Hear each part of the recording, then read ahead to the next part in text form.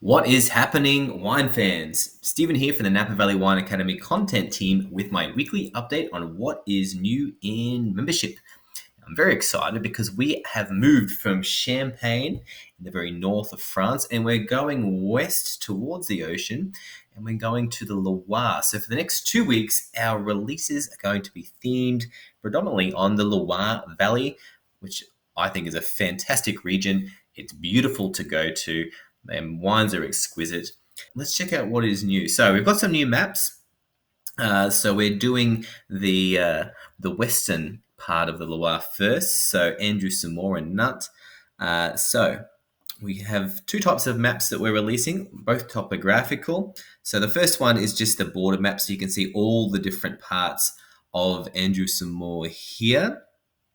And you'll notice that the topography, while it's not mountainous, there is some topography, which is important to note. And so some regions, particularly like Savennières, rely on its topography for the styles of wine they do produce. We also have the regional map as well. Now we have used the INAO, which is responsible for regulating all the agricultural products in France. And so that's where these maps, or the boundaries of these maps, have come from. So Andrew Samore, quite a complex map, but a beautiful map nonetheless. To accompany these maps, we have some new grape varieties as well. So Melon and Chenin Blanc. Now Melon's a minor grape. In the grand scheme of things, very popular, of course, in the Pays Nantais, but not used too much elsewhere. Chenin Blanc, on the other hand, is used all over the world. Now, I see Chenin Blanc as the Rodney Dangerfield of the wine world. It's got a very pale skin, very versatile and storied in its past, and it really doesn't get enough respect for what it can do. Whether you want a dry wine, a sweet wine, a sparkling wine, it can do everything. I love Chenin Blanc. I think it's a fantastic grape, incredibly versatile, and there's a lot of complexity that can go into these wines. So, it does the full spectrum of sweetness. It's got, generally a medium body that can be a full-bodied wine. The characteristics, I think, can be really varied depending on how they make it, when it's picked. There's just a lot you can do with this grape. It's even more versatile than Chardonnay. So, of course, the winemaking's quite interesting as well, as well as the viticultural components. Now, it is an international grape that can be found all over the world, as you can see here. So to accompany these maps and wine profiles, we have some fantastic little lectures from Wine Masters TV, where they look first at the Eastern Loire and then the Western Loire. These guys are really entertaining.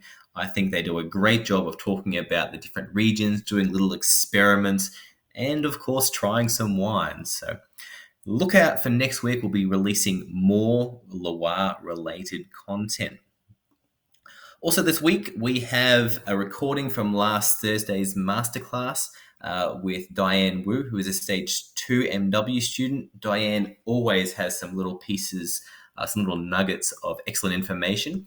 And this week, or last week, she spoke about Bierzo in Spain, which I think is a really cool region. It's got a special place in my heart because it was on my D3 exam and I did really well on that question. But it's a region that is really affordable and can produce really expressive wines. And even where I'm living in the south, you can now get Bierzo in more places. It's becoming more and more accessible, which is fantastic.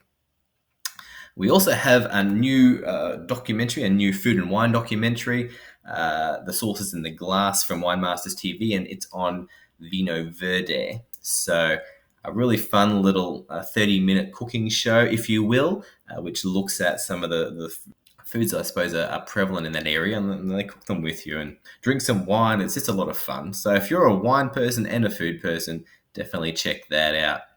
Finally, we have a new cocktail this week, and it is the Mojito, another classic. Now, if you've been keeping up with the mixology series, this week you don't actually have any new alcoholic ingredients because last week we bought our rum. So we're doing a couple of cocktails in a row that feature rum, which is my favorite. And so the Mojito is an excellent excellent cocktail. Normally people do the muddling. I've actually given you some ideas here on how to make a minted simple syrup, because for me, I actually get more mint flavor doing that than from the muddling. So a little twist on a classic there. So that's it for the week. Loire week, we're going to have another one next week, as well as more new stuff. So check that out. Finally, later this week, we have a live broadcast on Wednesday for anyone looking to do our diploma program. It's with Noelle Hale and 3 of our successful D1 students. It talks all about the introduction, that first really important part of the WSET Diploma program. It's from a student perspective, so check that out. That's at 12 p.m. on Wednesday. On Thursday at between 6 and 8. If you're in Napa, you can, I think it's already sold out, but if you're anywhere else in the world, we'll live stream it on the membership website. Just click the big blue button at the top there, and you can watch Peter live. You can ask questions. I don't think anyone is better in the world to talk about the differences between Napa and Sonoma. And then finally on Friday, we have an amazing webinar. Peter will be hosting it again with Jean-Charles Cazet from Lynch Barge Winery, the famous Super Second from Bordeaux. So that will be at 10 a.m.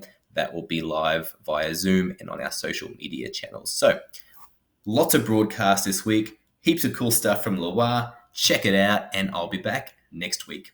Cheers.